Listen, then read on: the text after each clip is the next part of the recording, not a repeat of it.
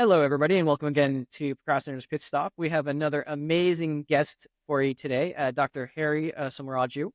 Harry is a 69-year-old author, researcher, and personal transformation facilitator. He combines his expertise in mindfulness and heart rate variability biofeedback, HRVB, to help individuals manage stress and anxiety. His book, Anxiety to Amazing in 60 Days, introduces the #60 protocol, a 60-day plan that blends ancient wisdom with modern science for lasting emotional well-being. Harry, welcome to the show. Thank you very much, Chris. I'm honored to be here. Well, we're very happy that you're here, and we have lots of amazing things that we're going to dig into. This is going to be a great show. Before we dive into that, though, we do like to have an icebreaker on this show. And the question for you today, Harry, is which historical figure would you have dinner with, and why? Good question. There are so many people I would like to sit and have a meal, share a meal with. But I suppose it'll have to be Mahatma Gandhi. The reason is that he kind of embodied the kind of qualities that nobody else has done before that is almost deified in almost all of India and in many parts of the world. So I can't think of anyone else with whom I'd have dinner with, and hopefully some wisdom will rub off on me. Oh, I like that one, Mahatma Gandhi. I like that one. I think that's a very good choice. Thank you. Couldn't have said it better. I couldn't have said it better myself. Definitely a very good choice. Yeah, let's dive into it here. I know that anxious to we're anxious to see what we've got in store here. So, Harry, Okay. why don't we start with your definition of procrastination, and why do you believe so many people struggle with it? Now, procrastination, as most of us understand, is just the act of delaying or postponing what we have to do, uh, even deciding on what we have to do. And this, despite knowing that by postponing, it's going to have some negative consequences for us and maybe those around us. And I would say it's a kind of failure of self-regulation where individuals put off important things and sometimes even urgent things because they don't feel comfortable, and in favor of doing things that are easy and comfortable, don't pull you out of your negative zone. But there are so many reasons why people postpone. I suppose something like fear of failure and perfectionism and so on and so forth. Yeah, I like that. You mentioned some of these, some of the biggest ones actually. Some of the biggest ones are, fear of failure, fear of rejection, not knowing what to do, all those things that you mentioned. Can you maybe give some examples of how these play out in daily life? Okay, let's take the first one which comes to my mind, fear of failure. Let's say we'll take the presentation itself, of the podcast itself, that you're got a podcast to go on, but and you have to prepare for that, but you keep putting it off because you are afraid you may not meet your own expectations that you have set for yourself, and that happens to many people. They're afraid that their boss may symptoms think that they are not good enough, or somebody else may think that they are good enough, and therefore they are afraid to even start off. As you put it, maybe it's fear of rejection. And the other thing is, like, say, perfectionism. There are a lot of people who keep producing one draft after the other, but never actually starting on any job because they want it to be that perfect. Now, we all know that there are so many drafts you can go through, but you can maybe not ever feel that it is perfect. So that's one of the things. In fact, it comes to my mind a very classic example. It could be apocryphal as well. There used to be this great mathematician by name Ramanujam. in India. He became world renowned afterwards, but he could not pass his 12th grade mathematics exam, because in an exam he would just sit with first question and try and produce half a dozen different answers, but never ever bother about completing the paper. That's a very it's quite a classic example, quite well known in India. And sometimes you just lack motivation, and you just get onto easy tasks. You don't want to sit down and take on something that might require you sit and bend your mind and body to do something. Instead, you might just want to laze in an armchair and watch the TV. And yeah, there are some of the examples. And poor time management. And people don't know how to prioritize.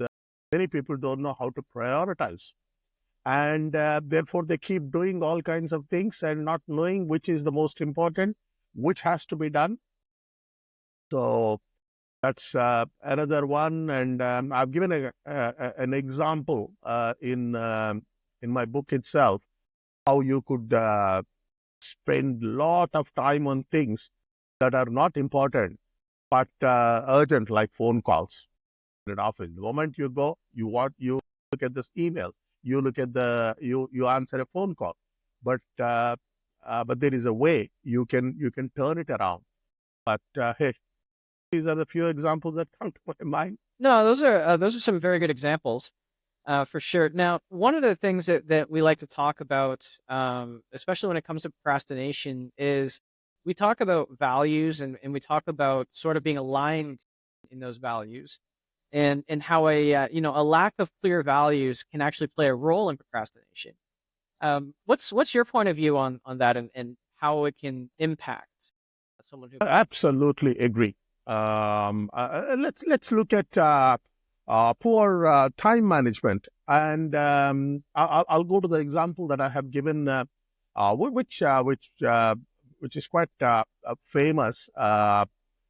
First, it was presented, not necessarily the first. First, it was presented very clearly in Stephen Covey's seminal book, Seven Habits of the Most Effective People, where the whole time is divided into four quadrants.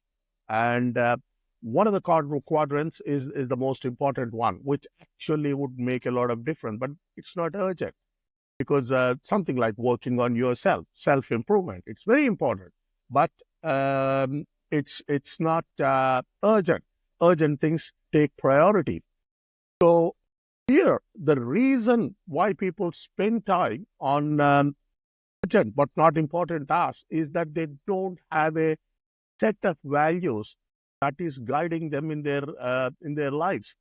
If they had a set of values which prioritizes uh, physical fitness, mental health, and certain standards of excellence and achievement, personal growth, and when I say achievement, meaningful achievement. So at that time, it's very easy to succumb to avoidance, fear, distraction, and in some people, let's be honest. All of us postpone doing things at some time or the other in our lives. In fact, not infrequently, but becomes chronic with some people, and then it starts really affecting productivity, and could result in poor mental health as well. So a clear set of values, that's almost like a north star that guides you in your life and that informs your day-to-day actions, is an absolute must. Think, and I have very vehemently argued for that in my book, that everything starts a transformation and cultivating good habits, doing things on time, and not procrastinating, starts with having a clear set of values that guides long-term progress, but also informs everyday decisions. hope it's a long answer to what you have asked. No, no, it's very good, and you have some very good points in there for sure. Um, let's go back into actually maybe overcoming procrastination, and let's revisit a little bit how the values or how understanding the reasons behind the procrastination can help individuals overcome. Okay. Uh, let's take the first one I came up with, fear of failures. Okay. Now, what is a failure? It is a judgment. You think that you have failed at something because you think somebody else, either your boss, your spouse, your friends, your coworkers, or somebody else is thinking that will think that you have failed in a particular task. You have not done it as well. So therefore, you don't even attempt to do that. Now, how do you overcome?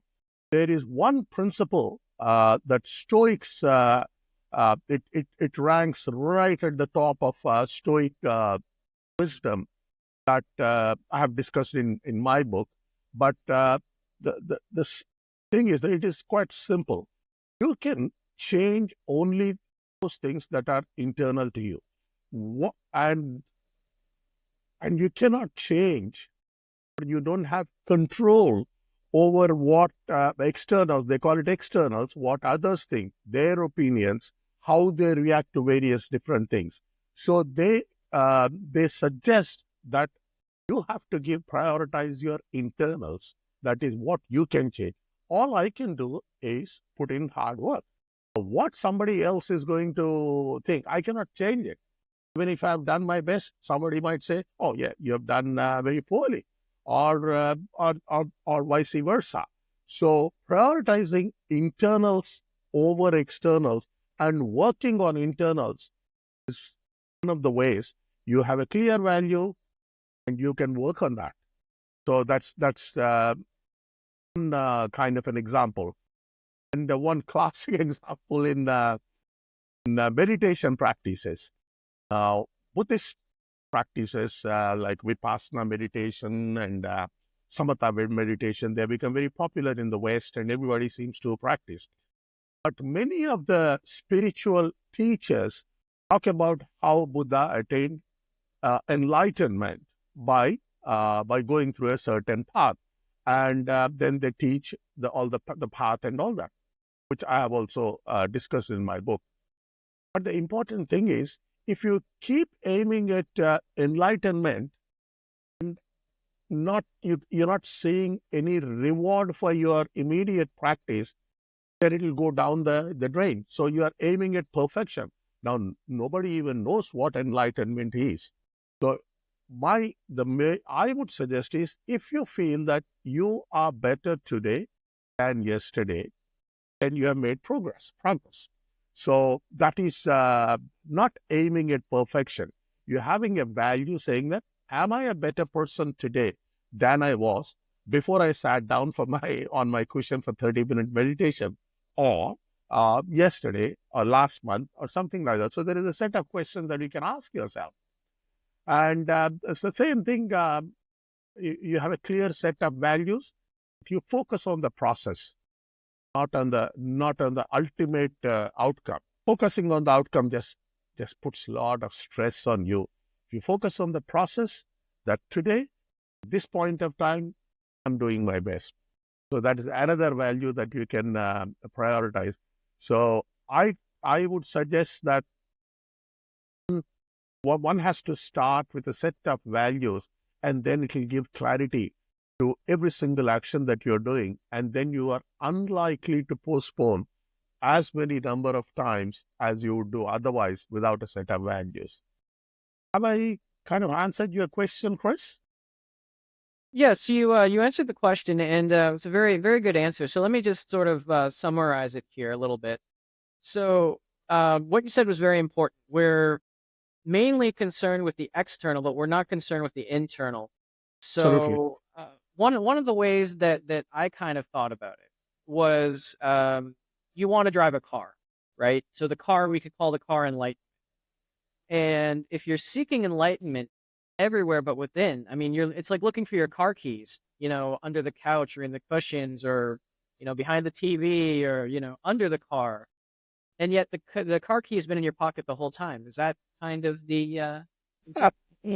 Yeah, in a way, yes. And just as an aside, somebody taught me ages ago that you never put things down. You always put things away, and then you will never ever be searching for the car keys. I suppose that's a kind of value that you think put things in the place they have to be put, not just put it down wherever. You're quite right.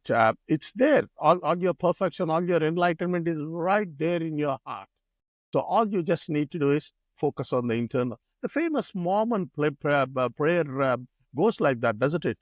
That God give me courage to change the things that I can and let go of the things that I can't change. But most importantly, the wisdom to know which is what.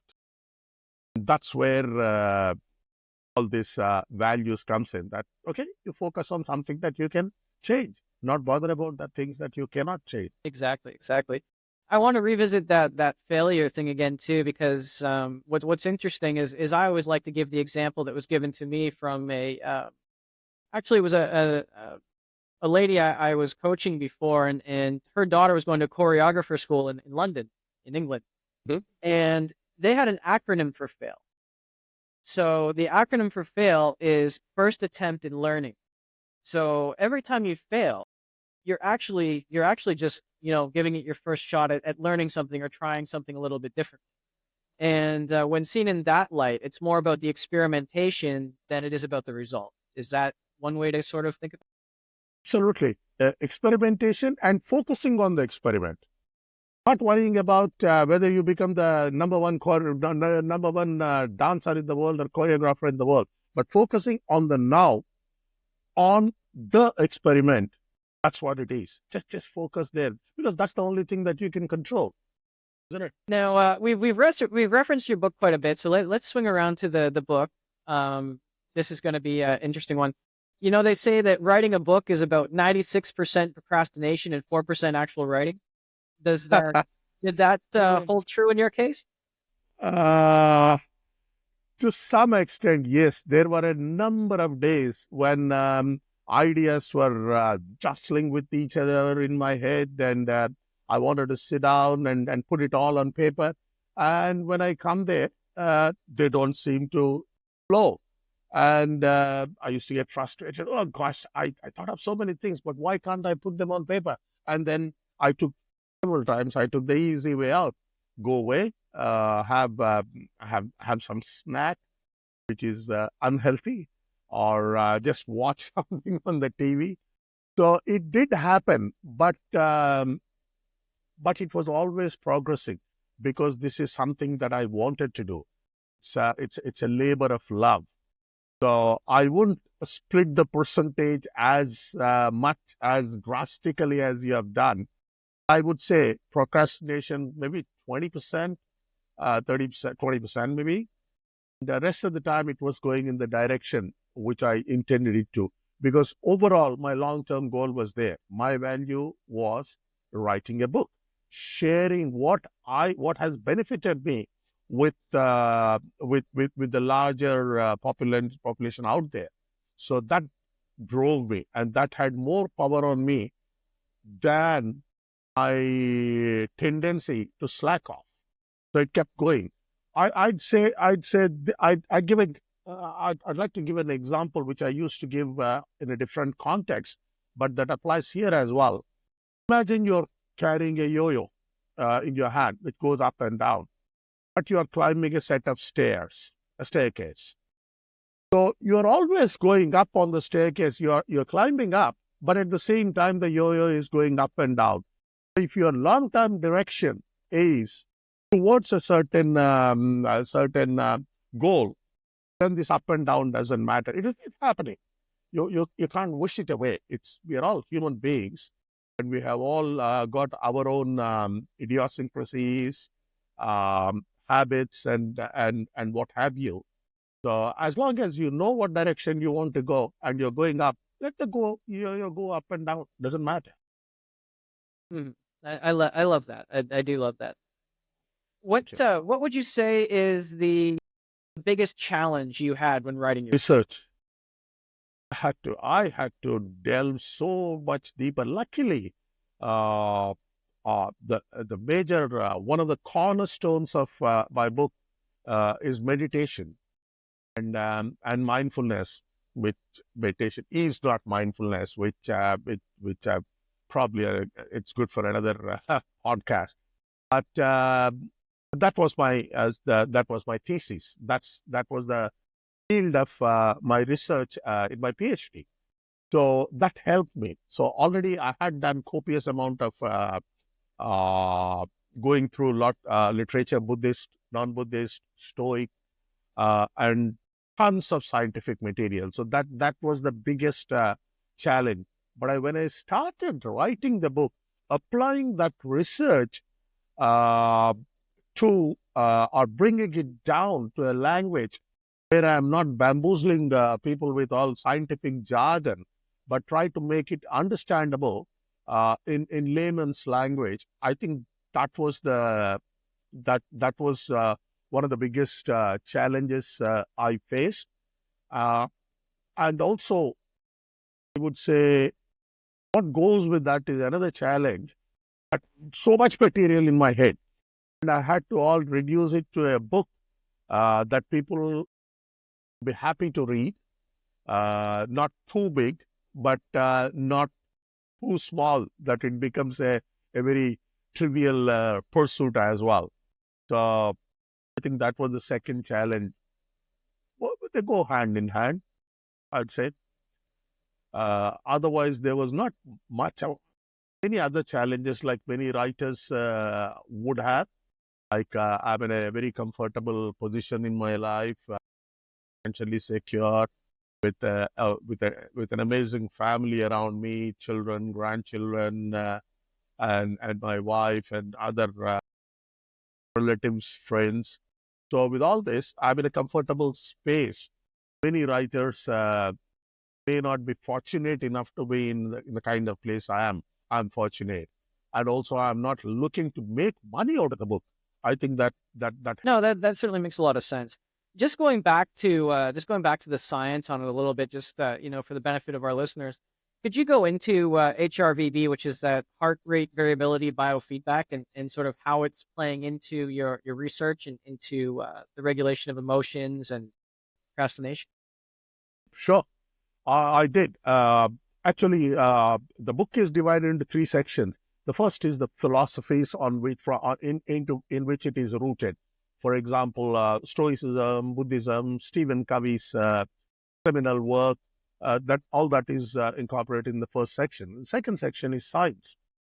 Mindfulness itself, although it has come from Buddhism popularly, but some kind of mindfulness has been there in every single religion, irrespective of where it is practiced. Uh, and the second one is heart rate variability biofeedback. To give a try, I'll try and explain it to you in a very simple way.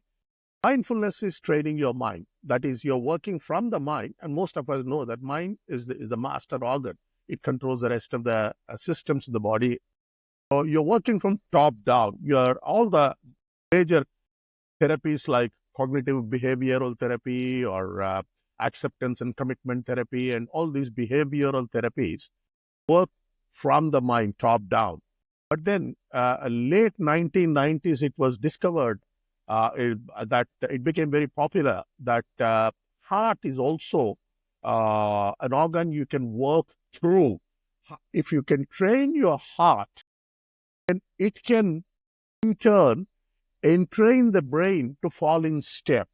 So that is another port of entry into cultivating peace and overcoming stress. You can train your heart. It is quite simple, not difficult at all.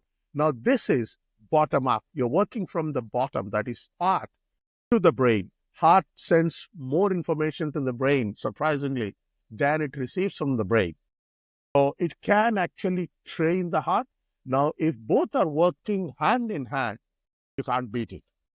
So that's heart rate variability, and it's quite and the I would split the thing heart rate variability and biofeedback. Biofeedback can be applied to a number of things. Biofeedback tells you in real time that what you're doing is working. It's providing a window right there on your computer screen, window to your internal state. And when you see what is happening, you feel, yeah, fantastic. I'm better than what I was yesterday. Not just your impression, but you can actually see the numbers. That's how heart rate biofeedback feeds into or accompanies mindfulness and meditation to eventually generate, cultivate peace, happiness, overcome stress, anxiety, depression, anger, and all those symptoms, all those things we don't want in our lives. And there's actually the goals have been always there, but they grew in parallel lines. During my research, I realized that meditation alone doesn't seem to cut the mustard. So you need something. You could have something else, and that's where I found this modality. I've combined both in my book. Does it answer your question, Chris? Yeah, it definitely answers the question, and I mean it makes a lot of sense, right? Because there are many people that use exercise as a mode of stress release. Absolutely. So you know, at first glance, I probably would have thought it has more to do with like the release of dopamine or the release of other chemicals in the brain associated with working out and getting that physical exercise. But I never really considered the heart rate variability. What what specific role does the heart rate variability play in that? Is it the pulses to the brain that sort of get them in line? And try to again explain it in a try and simple manner. Uh, Heart doesn't beat like a metronome. It's not. It doesn't go tuck tuck tuck tuck like that. It goes tuck tuck tuck. So there is a difference in the interval between two beats, successive beats. That is actually heart rate variability. It is variable. The interbeat interval is variable. Now, scientists have found that that's heart rate variability. It can be plotted on a graph, and then you can assign numbers to it that you have a certain level of heart rate variability. And that they found is a terrific indicator for autonomic balance. That is the balance between our sympathetic nervous system and parasympathetic nervous system. And that's where that's the autonomic balance. In other terms, is ability to regulate your emotions. If your autonomic balance is correct, then your emotions are nice and happy, and you're more or less equanimous. Heart rate variability is a great marker for that. So practicing heart rate variability is not difficult. It's not only an indicator, by changing your heart rate variability, you can influence your emotions. And what is suggested is that the higher your heart rate variability, the better is your emotional psychological balance. And that is counterintuitive because most of us have been trained on heart rate. If your heart rate variability is low, if your heart rate is low, then you are more at peace. But with heart rate variability, the higher it is, the better your emotional health is. And it goes down with age, it goes down with underlying disease. And surprisingly, it goes down if you're not physically fit. I have seen that if for some reason I have not exercised for a few days, like I'm on a trip or something like that, you can see that my heart rate variability dips. So that's how it influences. Physical exercise is equally important. Apart from feeling great immediately after the exercise, all the endorphins are running about in your body, but you actually your heart rate variability also becomes higher. And you can, it is so objective. You can just learn heart rate variability in 3-4 days, and you can improve it incrementally. And as you improve it, it improves your emotional balance, and in turn, it influences the brain to not start going helter and skelter, but be stable.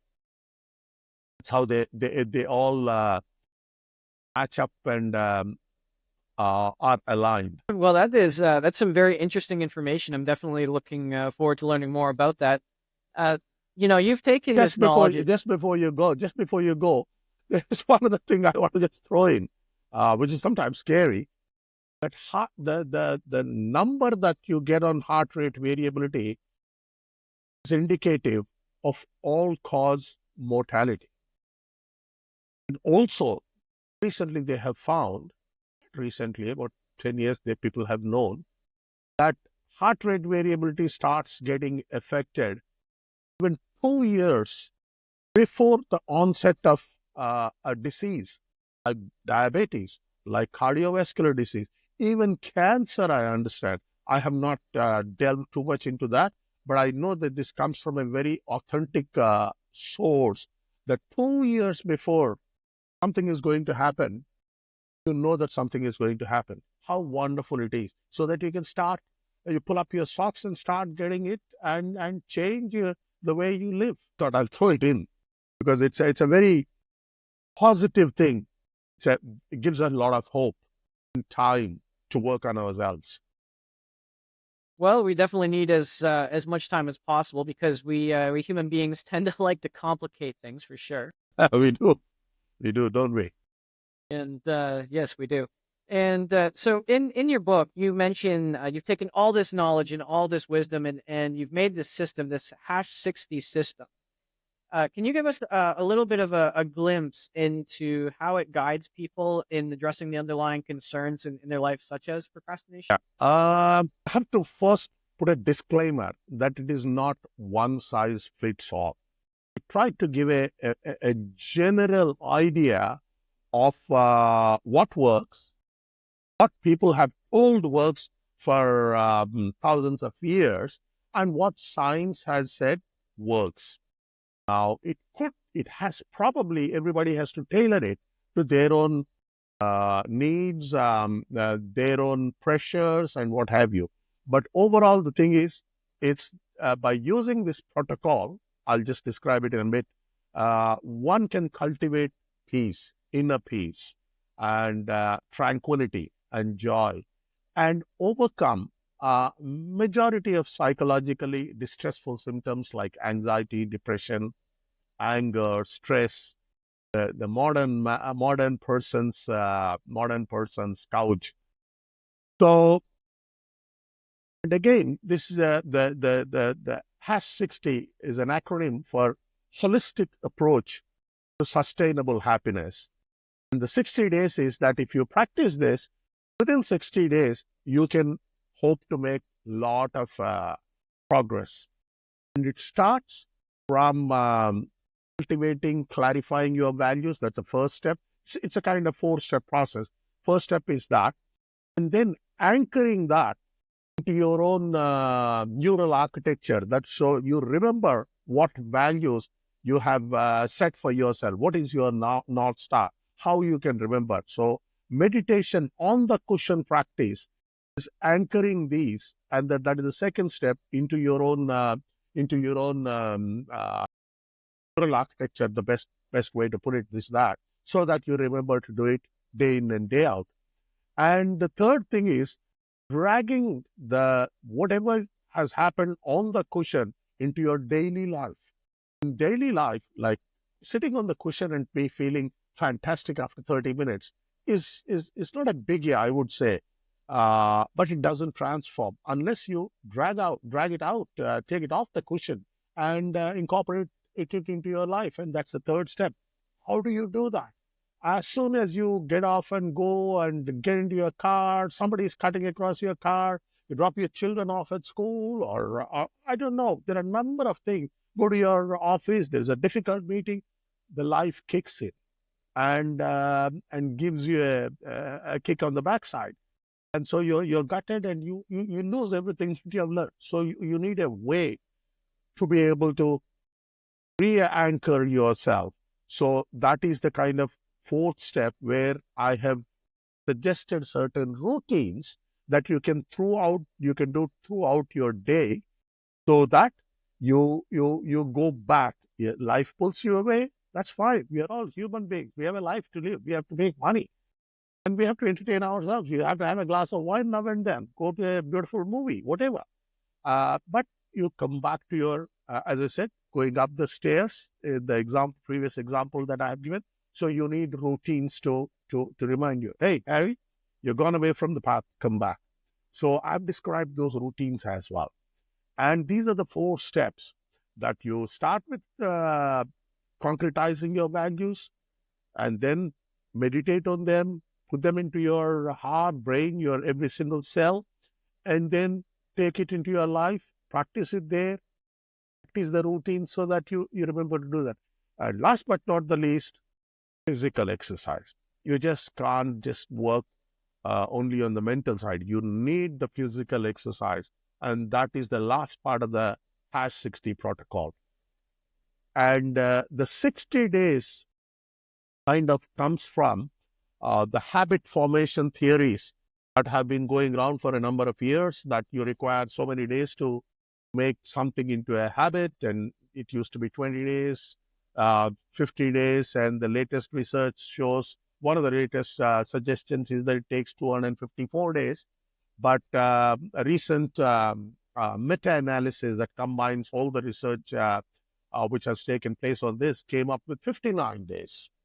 So that's the reason I put 60 days to make something you have decided for yourself, your value, what you have decided upon. It will take you about 60 days to make it into a habit. And once it becomes a habit, you go back to it, regardless of what is happening. You get up, brush your teeth, or have your breakfast, morning cup of coffee. These are all routines. You'll do it regardless. So that's basically hash 60 protocol. Anybody can do it. It is quite simple. All it requires is patience. It's not a miracle cure for anything. It's something. It's a way of being. It's a process, not a kind of destination. You just keep doing it, keep doing it, keep doing it, and hopefully you'll feel better and better, so that you don't require any persuasion to continue with that.